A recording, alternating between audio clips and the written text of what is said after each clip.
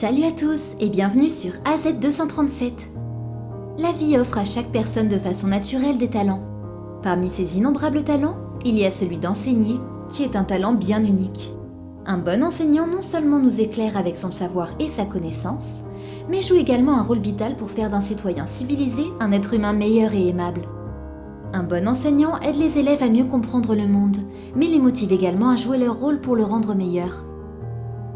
Les enseignants peuvent être reconnus comme les éléments qui façonnent l'avenir d'une nation. Il n'est pas très difficile de trouver des enseignants au grand cœur. Ils sont des joyaux et ils méritent beaucoup plus que ce qu'ils obtiennent habituellement.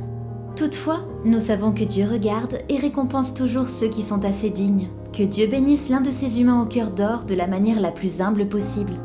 La vidéo d'aujourd'hui racontera l'histoire d'un enseignant qui a découvert sur son bureau une lettre particulière qui à sa lecture l'a fait fondre en larmes. Avant de commencer, voici la question du jour. Je nais et je meurs dans l'eau. Qui suis-je ? Donnez-nous votre réponse dans les commentaires, vous aurez les résultats à la fin de la vidéo. N'hésitez pas à liker la vidéo pour nous encourager, et si vous êtes nouveau sur la chaîne, abonnez-vous et activez la cloche de notification pour ne manquer aucune de nos prochaines vidéos. Monsieur Germain, un professeur d'école à Atlanta, était l'un de ses professeurs assidus et dévoués. Comme tous les autres jours, Monsieur Germain s'est rendu à l'école, dans laquelle il enseigne pour dispenser son savoir. Ce fut une journée un peu ordinaire. Il entra dans son bureau, enthousiasmé par la façon dont la journée allait se dérouler pour lui et ses étudiants.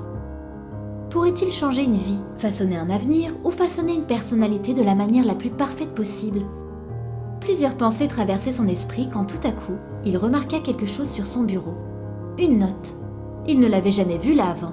Germain se gratta la tête en essayant de comprendre de quel genre de lettre il était question. Surpris par la découverte qu'il venait de faire, il constata également que ce n'était pas une simple note, mais en fait une bonne lettre. Intrigué de savoir ce qu'elle contenait, il l'ouvrit et se mit à la lire, et, au fur et à mesure qu'il la parcourait, il ne put retenir ses larmes. Alors qu'il lisait la lettre, un immense sourire couvrit son visage, se mêlant aux gouttelettes de larmes qui coulaient sur ses joues.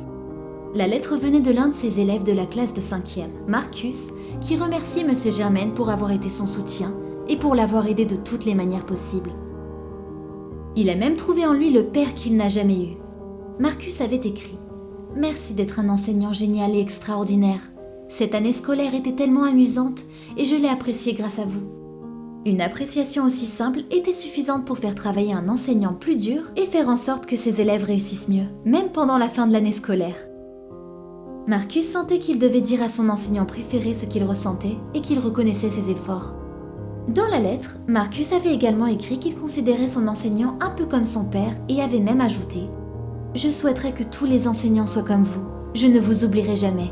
Je vous regarde comme mon père. Je ne l'ai jamais connu, mais aujourd'hui j'ai trouvé ce père en vous parce que vous me traitez comme si j'étais votre fils. Vous me rendez si heureux, me nourrissant toujours quand j'ai faim et me serrant dans vos bras quand je suis triste. Je ne vous oublierai jamais, Monsieur Germain. Je vous aime et je ne vous oublierai jamais. » Généralement, il est très difficile d'être confronté à un étudiant qui se conduit mal ou même qui est agressif envers son enseignant, et de telles situations entraînent généralement une grande frustration et parfois même suscitent un appel à la justice. Et bien que Marcus soit encore assez jeune, il a été suffisamment instruit sur le bien et le mal dans le monde. Ce n'était pas la première fois que les efforts de Monsieur Germain étaient reconnus par ses élèves. Il l'avait déjà soutenu dans ses moments difficiles. Après cela, Monsieur Germain a eu un accident de voiture. Une de ses élèves lui a écrit une lettre le consolant et lui souhaitant un bon rétablissement. Nina, son élève, l'a également félicité pour sa gentillesse, sa fidélité et son amabilité dans la lettre qu'elle lui a écrite. « Je me souviendrai toujours d'un enseignant qui était loyal, amical et gentil, et qui était vraiment spécial.